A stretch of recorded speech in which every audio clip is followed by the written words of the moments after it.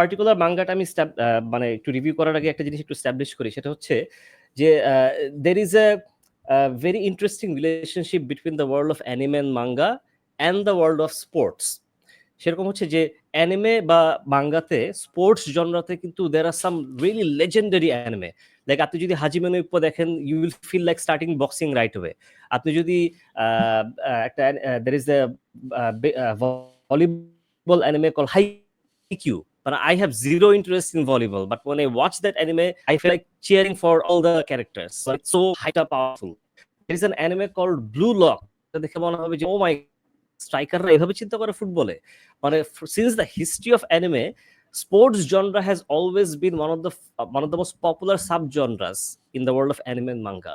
On the other hand, in the world of sports, there are some really famous athletes and sportsmen who are crazy fans of anime. আমি যদি নেইমারের নাম বলি, আমি যদি কোনাটের নাম বলি, দিস ফুটবলার্স আর ফ্যান্স অফ অ্যানিমে। আমি যদি there is a very talented boxer who is untouchable on the ring, Ben Whitaker. He has a tattoo on his back while he's fighting. সেটা হচ্ছে ওয়ান পিসের যে হোয়াইট বেয়ার যে ক্যারেক্টারটা আছে, ওর সিম্বলটা ওর পিঠে ট্যাটু করা। মানে he is literally untouchable, Ben Whittaker. যদি কখনো দেখতে পারেন দেখেন, absolutely fantastic. There is an Italian female weightlifter, নাম সামথিং জিউলিয়া সামথিং, একটা ডিফিকাল্ট নাম। সে অলিম্পিকে পার্টিসিপেট করছে ওয়ারিং নারুতো ব্রেসলেটস। আর সে যখন ওয়েটটা ফেলছে, he posed like Rock Lee. Sakib ভাই তো জানেন রকলি ইজ সিগনেচার পোজ, যেখানে এভাবে দাঁড়ায় আর কি। So she actually pose like this after dropping the weight. হ্যাঁ, so there are countless anime, যেরকম জাপানিজ ফুটবল টিম। রকলি তো অ্যাকচুয়ালি ব্রুস লি পোস্টটা দেয়। সো অনেক জোশ। রাইট। সো ও এই পোস্ট দিছে আর কি। অলিম্পিকে Japanese team, they wore the same jersey as the anime Blue Lock team. So there is a very strong relationship between the sports subgenre in anime and the world of sports. এখন unfortunately in the world of anime and manga, আমরা বাংলাদেশিরা বা এই সাবকন্টিনেন্টে যে স্পোর্টসটা সবচেয়ে বেশি popular, সেটা নিয়ে ওরকম কোনো প্রপার মাঙ্গা বা অ্যানিমে করা হয়নি। I am talking about cricket. আমি জানি না এটা কেন করা হয়নি, বাট ক্রিকেট নিয়ে আজ পর্যন্ত এরকম প্রপার কোনো মাঙ্গা করা হয়নি। And to my surprise, last এটা কয়েক বছরে Bangladeshi himself created the first ever manga on cricket, and the publisher is called Source by Fort Nation. So Fort Nation, there is a Japanese company, ওরা বাংলাদেশে আসছে, and they teamed up with a bunch of very talented Bangladeshi youngsters, and they have started giving us Bangladeshi local manga. So All Out is a manga which is a sci-fi cricket themed একটা story. Cricket তো আছেই, sci fi কেন আমি বলি, it's set in the future.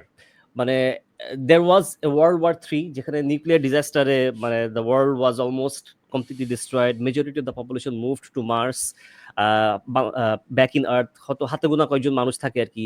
So and then centuries went by, এরপরে যেটা হয় যে the universe is the human population is divided into two groups: the Martians, the people who live in Mars, and the people who live on Earth among the destruction and all that desolation আর কি।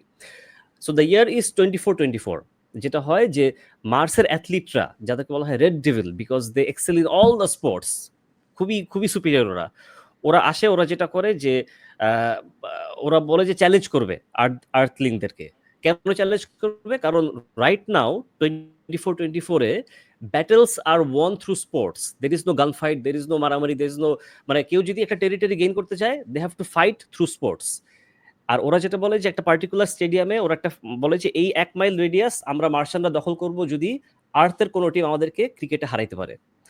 So then we see the team Earth versus team Mars, যেখানে 6 versus 6 একটা match হয়।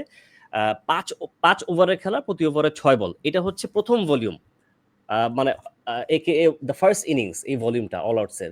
সেখানে আমরা দেখতে পারি যে team আর্থ bowling করে, টিম মার্স ব্যাটিং করে 5 ওভার ধরে।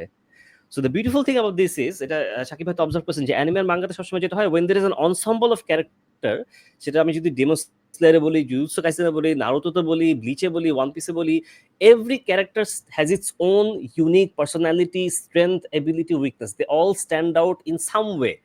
সে হিরো হোক বা না হোক, but they will all stand out, they have their moments. So এই যে আর্থলিং এর যে 5 জন player, they all have their unique character. যেরকম মেইন ক্যারেক্টার হচ্ছে রন, ও একটু নারুতো টাইপের ফাইজলামি করে, বান্দর টাইপের, বাট খুবই talented. The captain is like One পিসের যে রোনা জোরো, ওর মতো খুবই সিরিয়াস টাইপের। By the way he wears a bandana, Farooq ভাই, so you will love him. একটা ব্যান্ডানা পরে, আর ওর একটা খুবই বুড়া একটা লোককে নিয়ে আসে, একসময় লেজেন্ডারি ছিল কিন্তু এখন অনেক বয়স হয়ে গেছে, মানে ও রিটায়ার করছে কিন্তু স্টিল লেজেন্ডারি, ও নিয়ে আসে। সো উই হ্যাভ দিস মানে ensemble of very mismatch characters forming team Earth. ওইদিকে টিম মার্স, ওরা তো আসলে একটা টিম, সেট টিম, ওরা বছরের পর বছর খেলে আসতেছে, ওরা তো মানে খুবই dangerous. So the fight now begins, মানে আর্থ টিম বোলিং করে আর মার্শান টিম ব্যাটিং করে, and the first volume is all about that. আমি বলবো না কি হয়, মানে এভরি মোমেন্ট যে বল করলো, কিভাবে করলো, বলটা কোন দিকে ঘুরলো, ও কি স্পিন করলো নাকি স্পেশাল একটা স্কিল দিলো, every moment is captured panel by panel, and every ball is different.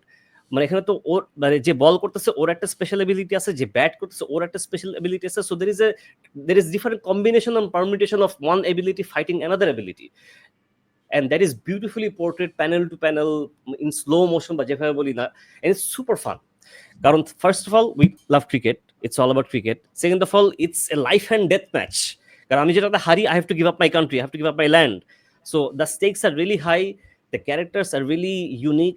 So it's no less than some sort of martial art anime আর মাঙ্গা। সো এর জন্যই মানে I am happy and proud to promote this, and huge thanks to Fayaz Ishraq, কারণ ও আসলে এর আগে কখনো অ্যানিমে মাঙ্গার কাজ করে নাই। This is his first time, and as a first project I think he did brilliantly well, and আমি খুবই হাইলি রেকমেন্ড করবো সবাইকে পড়ার জন্য।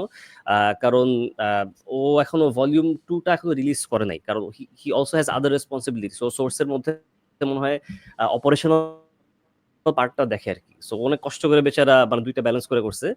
So Fayaz, if you are watching this, মানে I really want you to give us the second volume, কারণ মানে I can't wait because this is too good, too good.